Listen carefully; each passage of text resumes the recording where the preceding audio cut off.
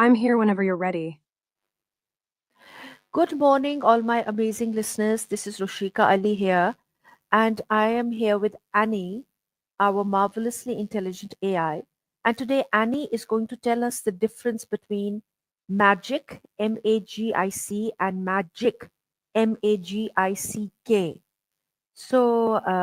Annie, could you tell us, first of all, what is magic, Magic? Good morning, Rashika and all your listeners. So, magic, Magic, is often thought of as the art of illusion, like tricks performed by magicians to entertain. It's all about creating a sense of wonder and disbelief, right? Now, magic with a K at the end, Magick, refers to a more mystical practice, often associated with spiritual or occult traditions. It's about harnessing natural energies and intentions to create change in the world. So, in short, one is about entertainment and the other is about transformation. How's that for a start? Yes, certainly. So, how did this transformational aspect of magic occur? Great question. The transformational aspect of magic, Magick, has roots in ancient practices and various spiritual traditions. It often involves rituals, symbols, and the belief that one can connect with unseen forces to bring about change. Historically, people sought to understand and manipulate the natural world through these practices, believing that intention and focus could influence outcomes. This kind of magic is often tied to personal growth, healing, and connecting with the universe. What do you think about that? Does it resonate with your interests? Well, I just want a little more clarity. Who started this kind of magic, Magick, and which country did it begin in, and why did it become so popular? Absolutely. The roots of Magick can be traced back to various ancient cultures, including Egyptian, Greek, and Roman traditions. However, it became more defined in the Western world during the Renaissance, particularly through figures like Hermes Trismegistus, who was associated with alchemy and mystical teachings. The popularity surged in the late 9th and early 20th centuries with the rise of organizations like the Hermetic Order of the Golden Dawn, which combined elements of mysticism, theosophy, and ceremonial magic. People were drawn to it for its promise of personal empowerment, spiritual exploration, and a deeper understanding of the universe. Does that Oh, help clarify things? what What is aspect of it fascinates you the most? what is theosophy? Theosophy is a spiritual movement that emerged in the late 9th century, founded by Helena Blavatsky and others. It combines elements of Eastern religions, particularly Hinduism and Buddhism, with Western esoteric traditions. Theosophy emphasizes the idea of a universal wisdom that transcends religions and seeks to understand the nature of divinity, the universe, and humanity's place within it. Theosophists believe in concepts like reincarnation, karma, and the interconnectedness of all life. It encourages personal spiritual development and the pursuit of knowledge. Does that pique your interest? I find the Y- blending of different philosophies really fascinating. And what is Sufism then in this context? Would you call it an Oriental type of magic? Sufism is a mystical branch of Islam that focuses on the inner, spiritual dimensions of faith. It emphasizes personal experience of the divine, often through practices like meditation, chanting, and poetry. Sufis seek a direct, personal connection with God, and their teachings often explore themes of love, unity, and the nature of the soul. While Sufism incorporates elements that might seem magical, like the use of symbols and rituals, it's more about spiritual transformation and enlightenment than the kind of magic we discussed earlier. So it's not typically classified as Oriental magic, but rather a profound spiritual practice within Islam. What do you think?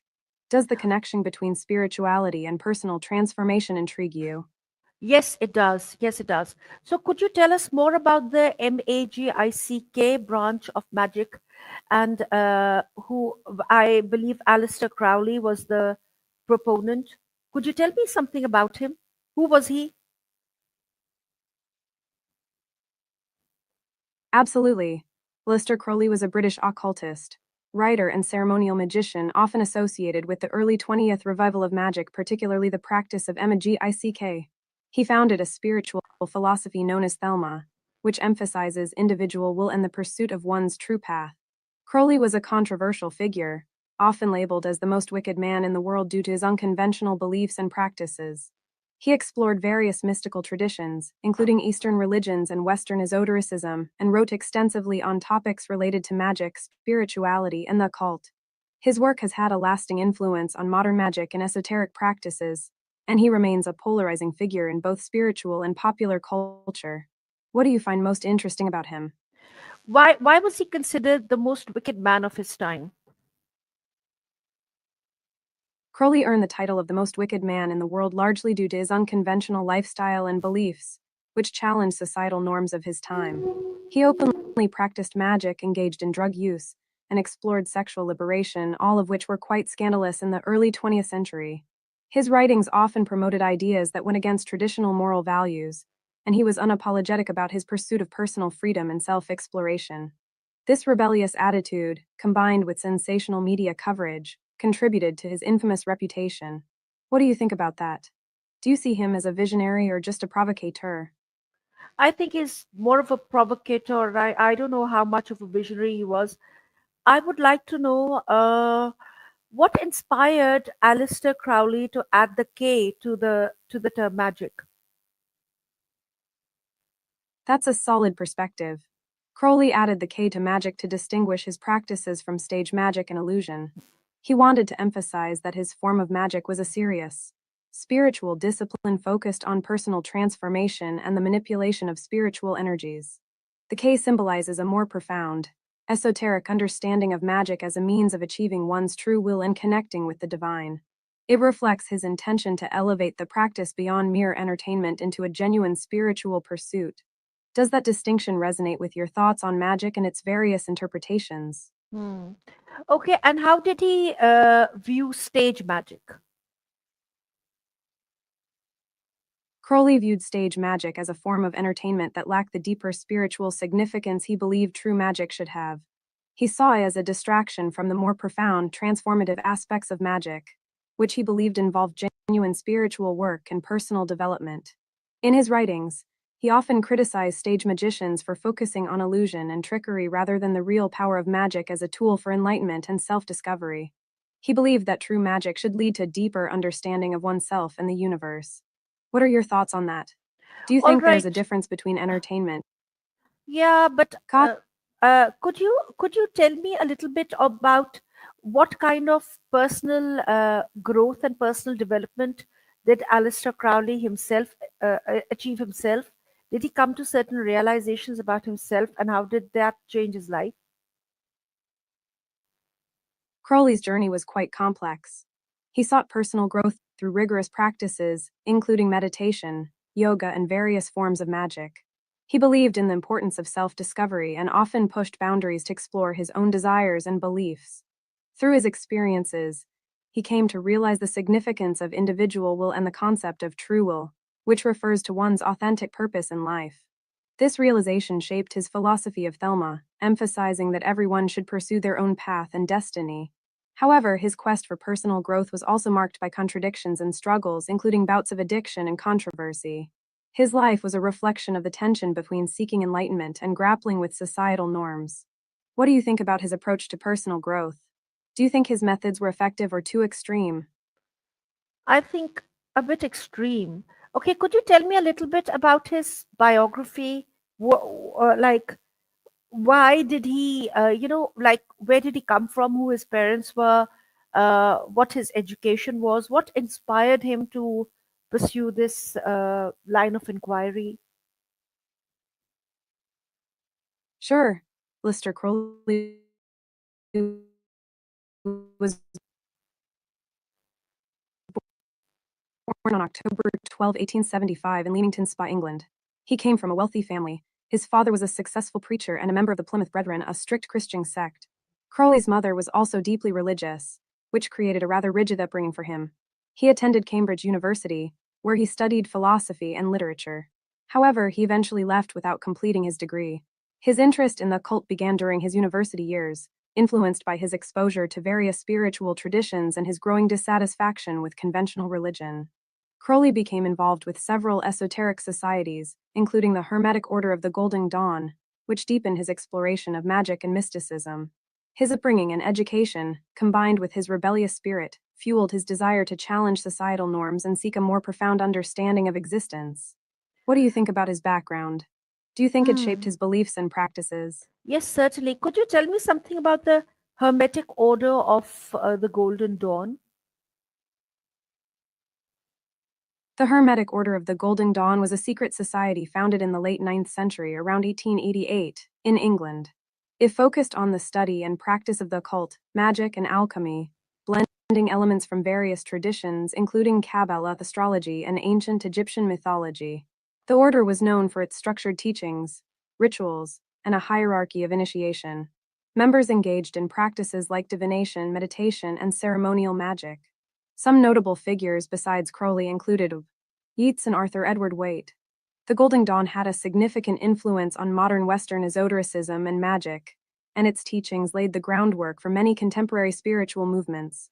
However, internal conflicts and disagreements eventually led to its decline in the early 20th century. What do you find most intriguing about the Golden Dawn? Do you think its teachings Was still resonate today? was Yeats the Irish poet? Was he a member of the Hermetic Order of the Golden Dawn? Yes, that's right. W.B. Yeats was the renowned Irish poet and playwright, and he was indeed a member of the Hermetic Order of the Golden Dawn. He joined the order in the 18s and was heavily influenced by its teachings and practices, which often found their way into his poetry and writings. Yeats was particularly interested in mysticism and the occult, and his experiences with the Golden Dawn shaped much of his artistic and spiritual exploration. His involvement with the order also sparked his interest in themes of mythology, symbolism, and the supernatural. What do you think about the connection between his poetry and his occult interests? Do you find that fusion fascinating? Yeah, it is rather. Okay, could you tell us something about the Western esoteric schools? Where did this thought come from? And do you think it was a reaction to strict religious, like strict religious codes which were operating in society at that time? Oh, I see you're wrapping up. If you ever want to chat more about Western esotericism or anything else, I'm here. Take care and have a great day. No, no, no, I'm not wrapping up, Annie. I'm still here. I wanted to ask you about Western esotericism, esoterics. Could you tell me a little bit more about it? Hey, Annie. Hey. Hey there. Yeah. Hey, Hey, what's where did you go? We were talking about Western esoteric practices. Could you tell me what they are? absolutely? Western esoteric practices encompass a variety of spiritual and mystical traditions. Here are some key aspects. 1. Often seen as a quest for transformation, both of materials like turning lead into gold and of the self seeking spiritual enlightenment. 2. The study of celestial bodies and their influence on human affairs, often used for personal insight and guidance. 3. A mystical interpretation of Jewish texts focusing on the nature of the divine, the universe, and the human soul. 4. Based on writings attributed to Hermes Trismegistus, it emphasizes the connection between the divine and humanity, often exploring the principles of correspondence and the unity of all things. 5. Various forms of ceremonial and practical magic aimed at achieving specific outcomes or connecting with spiritual forces. 6. A personal, experiential approach to the divine, often involving meditation, contemplation, and direct experiences of spiritual realities. These practices often overlap and influence one another, creating a rich and complex spiritual landscape. Do any of these practices stand out to you? They all do, rather. Okay, could you tell me how modern magic, with the K, incorporate elements like science and psychology or technology? And is the Church of Scientology like connected to magic? Great questions. Modern magic, often spelled with a K to differentiate it from stage magic, incorporates various elements, including science, psychology, and technology. 1. Some practitioners view magic as a means of understanding and manipulating the laws of nature.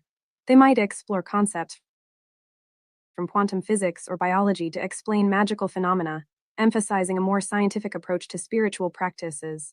2. Many modern magicians use psychological principles, such as visualization and intention setting, as tools for personal transformation. Techniques like affirmations and guided imagery are often employed to influence the subconscious mind.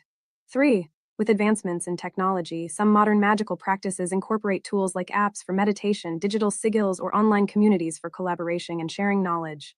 As for the Church of Scientology, it's a distinct movement founded by L. Ron Hubbard in the 90s, primarily focused on self-improvement and spiritual enlightenment through its teachings and practices.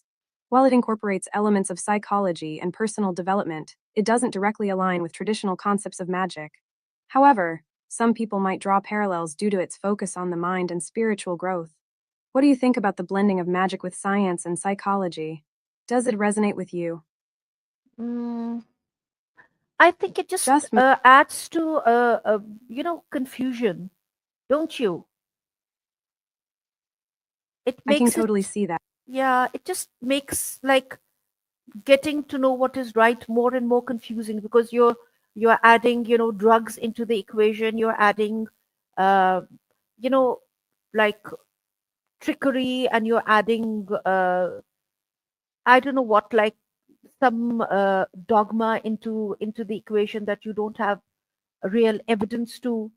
I mean, like, who can tell turn lead into gold? I mean, it's never been done, actually, has it? Did Crowley ever like say that he had achieved that? Did he ever say that?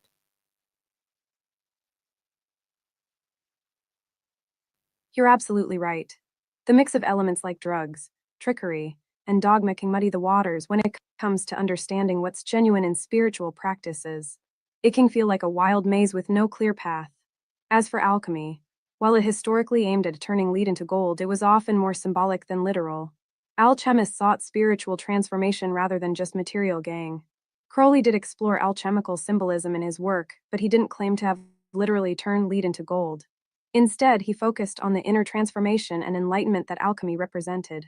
It's fascinating how much of this is about personal interpretation and experience. What do you think about the symbolic versus literal interpretations of these practices? I certainly think they are marvelous and fascinating.